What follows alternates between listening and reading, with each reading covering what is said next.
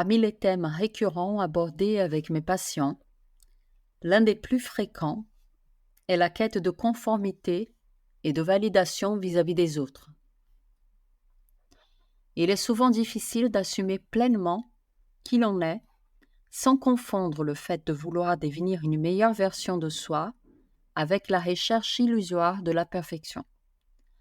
À ce jour, je ne connais personne qui soit totalement immunisé contre ces complexes que d'une manière ou d'une autre nous poussent à nous conformer à des attentes ou à des idéaux souvent inatteignables, que ce soit par évitement ou par un besoin de tout contrôler.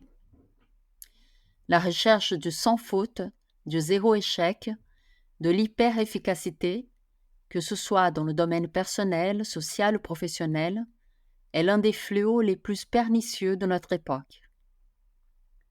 Exister avec sa singularité, s'autoriser à être mobile, dynamique, flexible dans l'expression de soi, reconnaître ses forces, assumer ses faiblesses, accepter l'incertitude et le fait de ne pas plaire à tout le monde, nous semble paradoxalement plus utopique que de s'engager dans cette quête incessante de la perfection.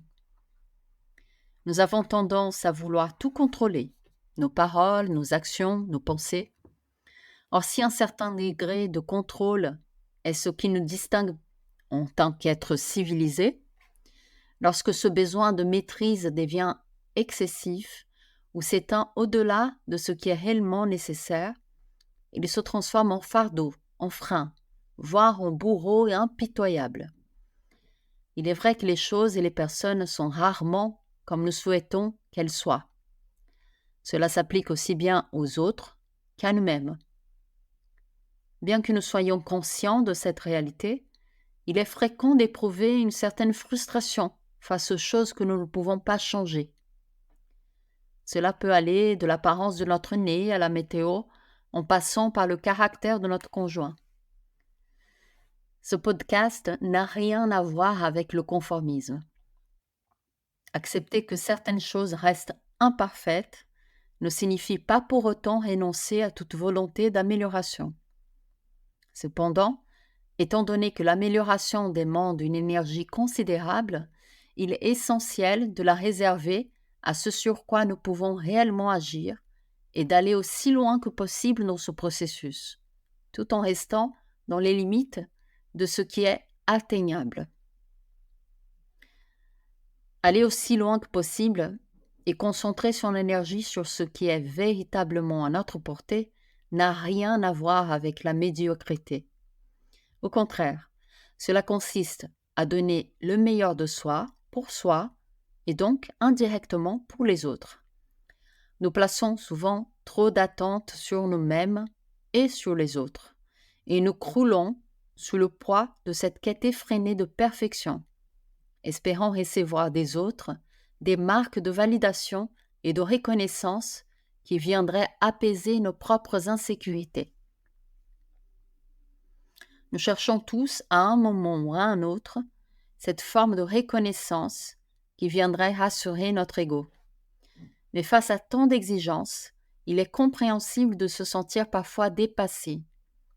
Dès notre plus jeune âge, nous sommes conditionnés à nous comparer aux autres pour évaluer notre propre valeur, pour estimer cette valeur. Comprendre comment les autres nous perçoivent peut affiner la conscience que nous avons de nous-mêmes, c'est vrai, mais cela ne doit en aucun cas nous enfermer dans cette conformité-là. Le regard de l'autre joue un rôle crucial dans la construction de notre identité, mais il ne doit pas nous figer dans une image statique de nous-mêmes. Ce que l'autre voit en nous est mouvant, tout comme l'autre lui-même évolue. Le regard d'une personne n'est qu'un instantané.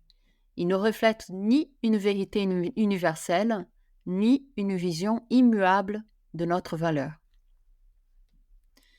Nous développons souvent une échelle interne qui évalue notre utilité, notre efficacité, notre conformité à des normes extérieures.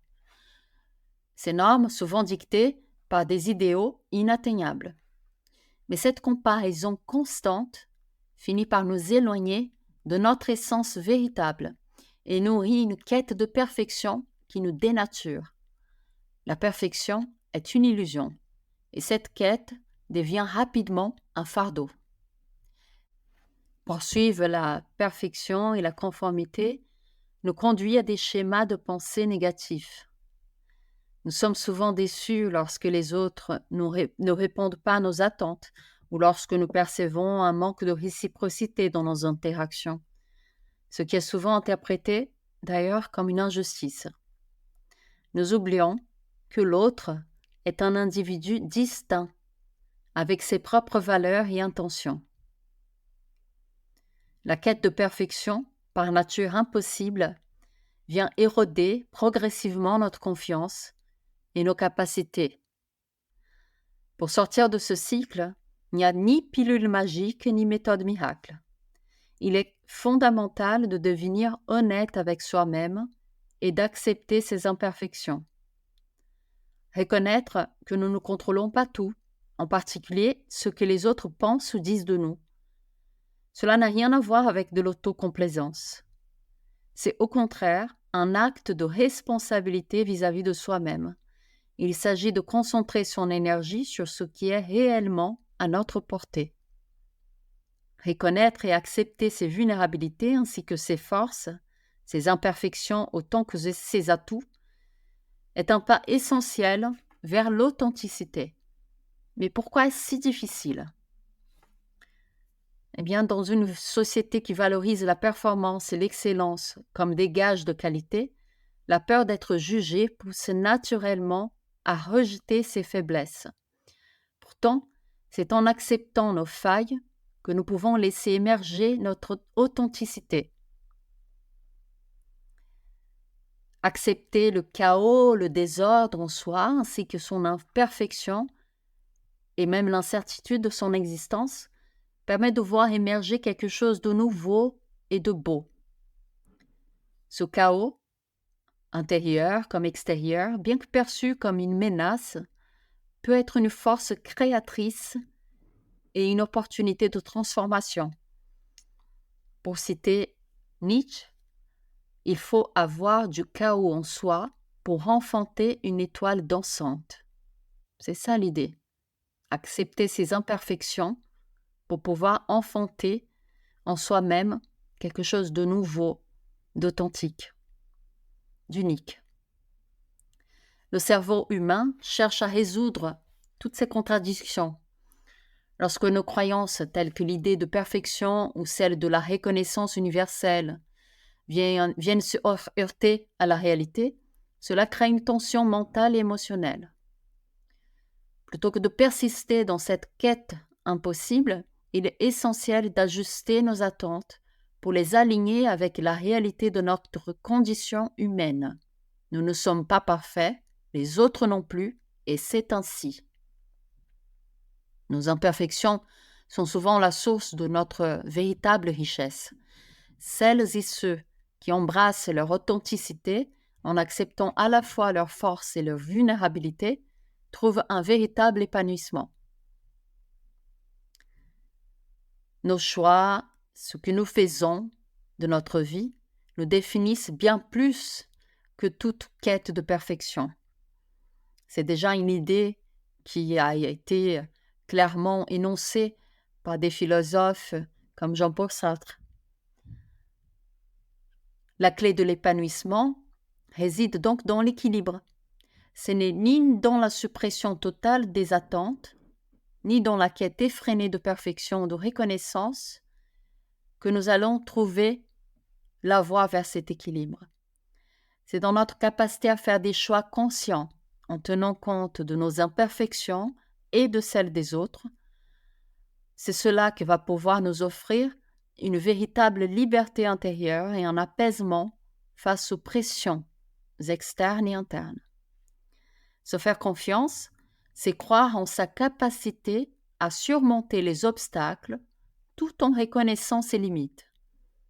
L'estime de soi ne réside pas uniquement dans la valorisation de ses forces, mais aussi dans l'acceptation bienveillante de ses vulnérabilités.